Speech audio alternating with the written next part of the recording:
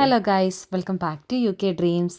ഇന്ന് നമ്മൾ നിങ്ങൾക്ക് വളരെ ഉപകാരപ്രദമാകുന്ന ഒരു വീഡിയോ ആണ് നിങ്ങൾക്ക് ചെയ്യുന്നത്. അതായത് നമുക്കറിയാം, നമ്മൾ ഇന്ത്യയിൽ നിന്ന് യു കെയിലൊക്കെ വന്നതിന് ശേഷം ഫസ്റ്റ് നമ്മൾ റെൻറ്റഡ് ഹോമൊക്കെ എടുത്ത് കഴിയുമ്പം അത് കൂടുതലും അൺഫർണിഷ്ഡ് ആയിട്ടായിരിക്കും. അന്നേരം നമുക്ക് ആ വീട്ടിലേക്ക് ഏറ്റവും കൂടുതൽ ആവശ്യമായിട്ട് വേണ്ട ഫ്രിഡ്ജ്, വാഷിംഗ് മെഷീൻ, TV, അതേപോലെ മൈക്രോ ഓവൻ, അങ്ങനെ വാർഡ്രോബ്, സോഫ, ഇങ്ങനെ നമുക്ക് ഏറ്റവും കൂടുതൽ ആവശ്യമായിട്ട് വേണ്ട കാര്യങ്ങളൊക്കെ ഇല്ലേ, അതൊക്കെ ഇങ്ങനെ യു കെയിൽ ഒത്തിരി ചാരിറ്റി ഷോപ്പുകളുണ്ട്. അങ്ങനെ ഒരു വളരെ ഫേമസ് ആയിട്ടുള്ളൊരു ചാരിറ്റി ഷോപ്പിലാണ് ഞങ്ങളിന്നിവിടെ വന്നിരിക്കുന്നത്.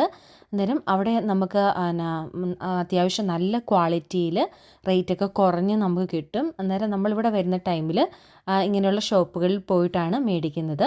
ഒത്തിരി ചാരിറ്റി ഷോപ്പുകളുണ്ട്. ഇങ്ങനെ ഇതിപ്പോൾ ഫർണിച്ചറിൻ്റെയാണ്, അതുപോലെ തന്നെ ഡ്രസ്സിൻ്റെ, അങ്ങനെ ഓരോരോ ഡിഫറെൻ്റ് ആയിട്ടുള്ള ഒത്തിരി ചാരിറ്റി ഷോപ്പുകൾ ഇവിടെയുണ്ട്. അന്നേരം നമുക്ക് വളരെ ചീപ്പ് റേറ്റിൽ, ഇപ്പം ഓരോ ഷോപ്പിലെയും റേറ്റ് കാര്യങ്ങളൊക്കെ വ്യത്യാസമായിരിക്കും.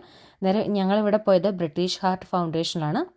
അന്നേരം അവിടെയുള്ളത് അത്യാവശ്യം നല്ല ക്വാളിറ്റി ആയിട്ടുള്ള സാധനങ്ങളും ഫർണിച്ചർ കാര്യങ്ങളൊക്കെയാണ് അവർ പ്രൊവൈഡ് ചെയ്യുന്നത്. നമുക്കൊരു വീട്ടിലേക്ക് അത്യാവശ്യത്തിന് വേണ്ട എല്ലാ സാധനങ്ങളും ഇവിടെ അവൈലബിൾ ആണ്.